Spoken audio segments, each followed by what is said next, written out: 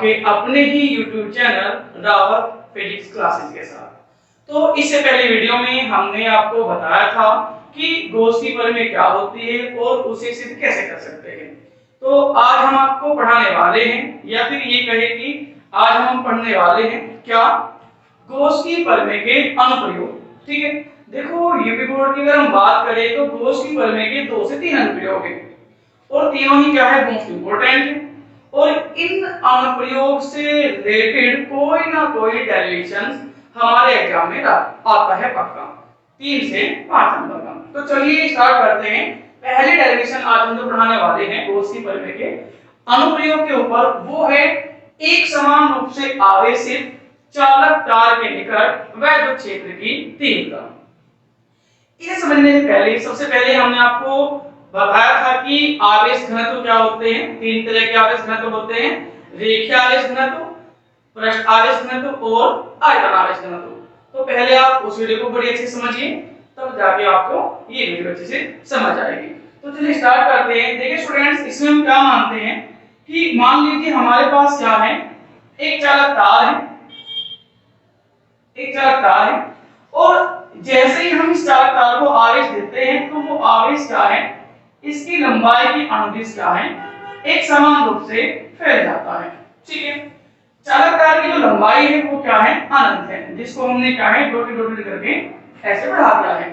ठीक है, अब हम क्या मानते हैं कि इस चालक तार के निकट हमारे पास क्या है, मान लीजिए r दूरी पर क्या है, एक पॉइंट P है, और इस बिंदु P पर हमें क्या है, वैद्युत क्षेत्र की तीव्रता ज्ञात करनी है। ठीक है स्टूडेंट्स, तो इसके लिए हम क्या काम करते हैं, देखिए गॉस की जो परिमेय है वो वहां अप्लाई होती है जहां पर आप एक बंद पृष्ठ होता है, और अगर कहीं बंद पृष्ठ नहीं है तो वहां पे क्या है, बंद पृष्ठ हम मान लेते हैं और उस पृष्ठ को हम बोलते हैं गॉसियन पृष्ठ। तो यहाँ पे तीव्रता कैलकुलेट करने के लिए हम क्या मान के चलते हैं कि बिंदु P से हम एक गॉसियन बेलन खींच लेते हैं। मान लीजिए क्या है, एक बेलन है और जो क्या है बिंदु P से होकर गुजर रहा है, इस बेलन को हम नाम देते हैं गॉसियन बेलन। ये एक काल्पनिक बेलन है। ऐसा हमने क्यों किया, ऐसा हमने इसलिए किया क्योंकि हमें क्या है, गॉस की परिमेय अप्लाई करनी थी, और गॉस की परिमेय केवल और केवल वहां पर अप्लाई हो सकती है जहां पर क्या है, हमारे पास कोई ना कोई बंद पृष्ठ हो। ठीक है, अब हम क्या मान के चलेंगे, ये वाली दूरी हमारे पास क्या है, r है। हम सब जानते हैं कि बेलन में क्या होते हैं, 2 पृष्ठ होते हैं, एक को हम बोलते हैं वक्र पृष्ठ, एक को हम बोलते हैं समतल पृष्ठ। तो स्टूडेंट्स, ये हमारा क्या है, वक्र पृष्ठ है, और ये हमारा क्या है, समतल पृष्ठ है। ठीक है, ये पूरी की पूरी जो डेरिवेशन है इस बेसिस पे टिकी हुई है। यहाँ पर एक फ्लक्स को हम खुद से निकाल देंगे और दूसरा जो फ्लक्स है वो रखेंगे गॉस की परिमेय से। तो चलिए सबसे पहले क्या है, इसकी थ्योरी लेते हैं। डेरिवेशन करते टाइम थ्योरी आपको बहुत कम लिखनी है जिससे काम हमारा चल जाए। ठीक है, तो हम क्या लिखेंगे कि माना अनंत लंबाई का एक चालक तार एक समान रूप से आवेशित है, एक समान रूप से आवेशित है। ठीक है भाई, जिसका रेखीय आवेश घनत्व, जिसका रेखीय आवेश घनत्व लैम्डा है। छोटी ही थोड़ी है। फिर हम क्या लिखेंगे कि इस तार के निकट स्मॉल r दूरी पर एक बिंदु P है, एक बिंदु P है। ठीक है, जिस पर हमें क्या करना है, वैद्युत क्षेत्र की तीव्रता ज्ञात करनी है। तो क्या लिखेंगे हम कि जिस पर वैद्युत क्षेत्र की तीव्रता ज्ञात करनी है। ठीक है स्टूडेंट्स, तो देखो हम क्या काम करने वाले हैं, इसके दोनों प्रश्नों पर हम क्या है, एक सूक्ष्म अवयव लेंगे मान लो एक अवयव हमने कहां ले लिया, एक अवयव हमने यहां पे ले लिया और एक अवयव हमने कहां ले लिया, यहां पे ले लिया। हमने आपको बताया हुआ है कि वैद्युत क्षेत्र की तीव्रता क्या होती है, प्लस आवेश से दूर की ओर भागती है। तो प्लस आवेश से तीव्रता कितनी होगी हमारे पास, ये हमारे पास क्या है, ई वेक्टर है। और अगर हम बात करें इसके क्षेत्रफल वेक्टर की, अब आप होगी क्षेत्रफल वेक्टर क्या होता है। तो स्टूडेंट हमने एक वीडियो बनाई हुई है जो पूरी क्या है, क्षेत्रफल वेक्टर के ऊपर है, तो पहले आप इसे जाके देख सकते हो। अब यहाँ पे जो क्षेत्रफल वेक्टर है वो क्या होता है, लंबवत बाहर की ओर, ठीक है।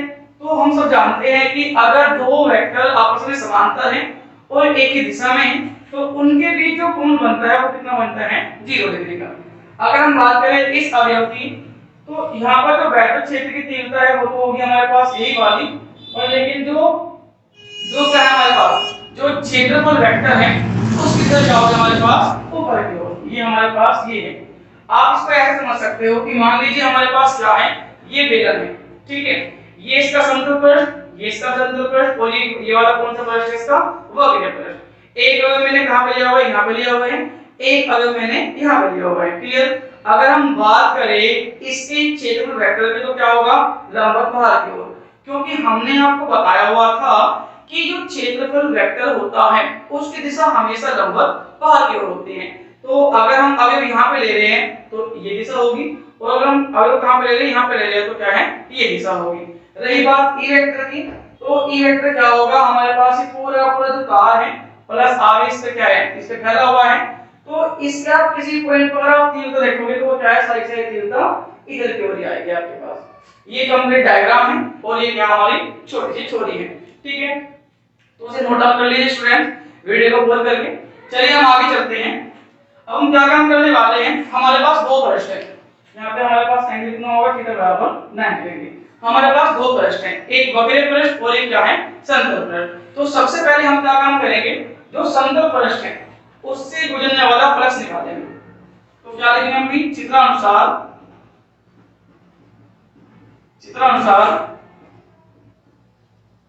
बेलन के समतल पृष्ठ से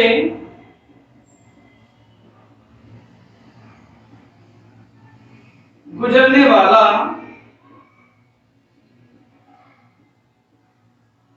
वैद्युत फ्लक्स, ठीक है। कितनी वैल्यू आएगी इसकी, मान लीजिए कितना है, फाई ई डैश है, ठीक है। तो ये कितना आता है हमारे पास, ये आता है close integration E D A cos theta, ठीक है।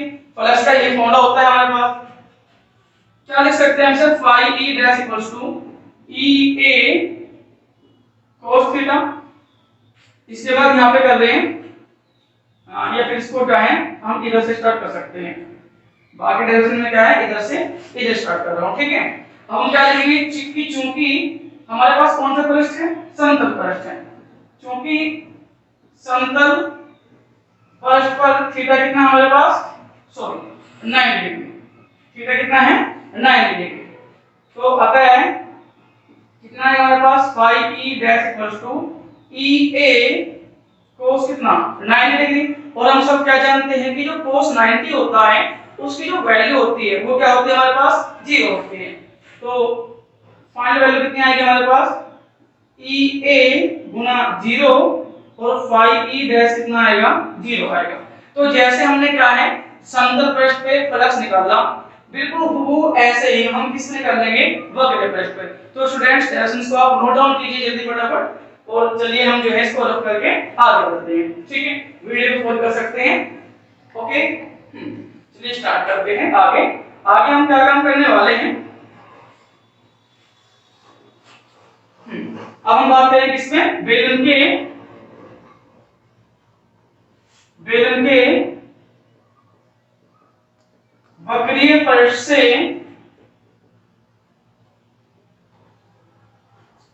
गुजरने वाला वैद्युत फ्लक्स कितना आएगा, मान लीजिए हमारे पास कितना है, ये फाई ई डबल डैश है, और ये वाली वैल्यू कितनी आएगी, close integration E D A cos theta. अगर हम इसको ओपन करेंगे तो कितना आएगा, ई ए cos थीटा, इसकी वैल्यू जो दी है फाई ई डबल डैश की।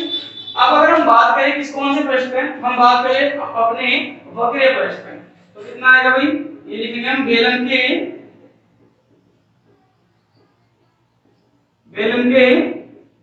वक्रीय पृष्ठ पर थीटा बराबर कितना आएगा 0 डिग्री। ठीक है, अतः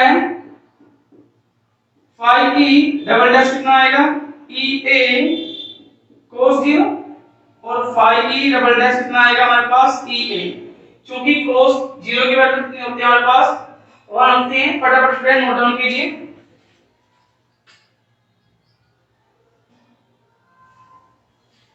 चलिए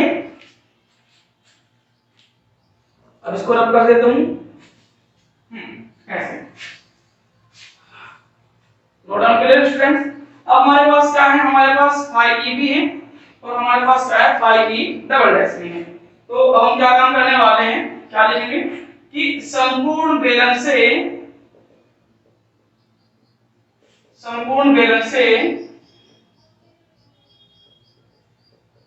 गुजरने वाला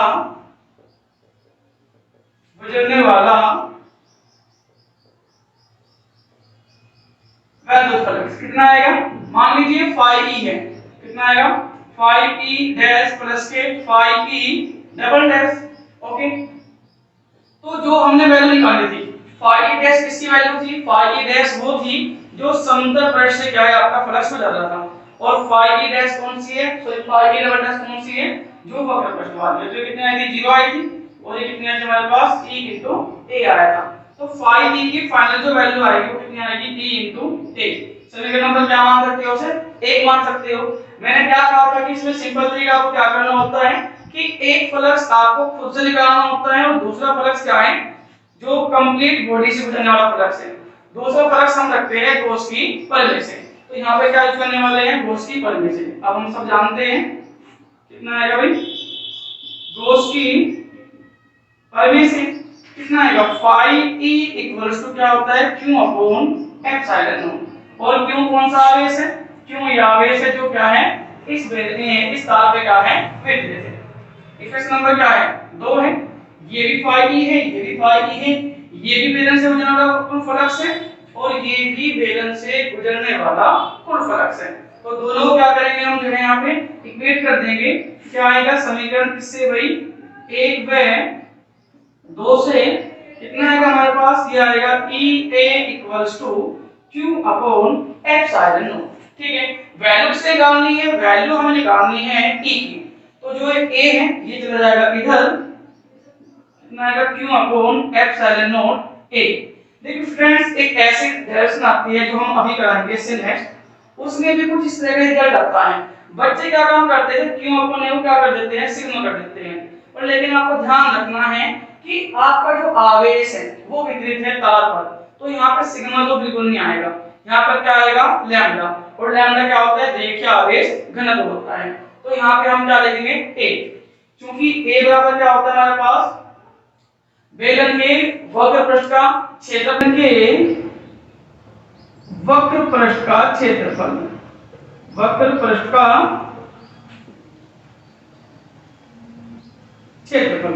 और a बराबर कितना होता है, ये होता है 2 पाई RH। और लेकिन यहाँ पे हम लंबाई क्या लेंगे L लेंगे, क्योंकि हमने बेलन की लंबाई क्या मानी हुई है L मानी हुई है। ठीक है, अब इस a का मान कहाँ रख देंगे, यहाँ पे रख देंगे। तो वैल्यू कितनी निकल के आएगी, आएगी q अपॉन एप्सिलॉन नॉट और ये कितनी आएगी 2 पाई RH। अब चूंकि हमने आपको बताया था कि जो q अपॉन L होता है इसको हम कहते हैं लैम्डा, और इसकी जो वैल्यू होती है वो सॉरी इसका जो नाम होता है उसको हम बोलते हैं रेखीय आवेश घनत्व, रेखीय आवेश घनत्व। तो इस अपने लास्ट रिजल्ट को हम ऐसे लिख सकते हैं E बराबर lambda upon 2 pi epsilon not r। Students ये हमारा क्या है फाइनल रिजल्ट है। ठीक है, तो ऐसे ही नेक्स्ट वीडियो मिलते हैं गॉस की परिमेय के नेक्स्ट अनुप्रयोग के साथ। तब तक आप बने रहिए हमारे साथ। चलिए नेक्स्ट वीडियो में जल्दी आपके सामने हाजिर होंगे।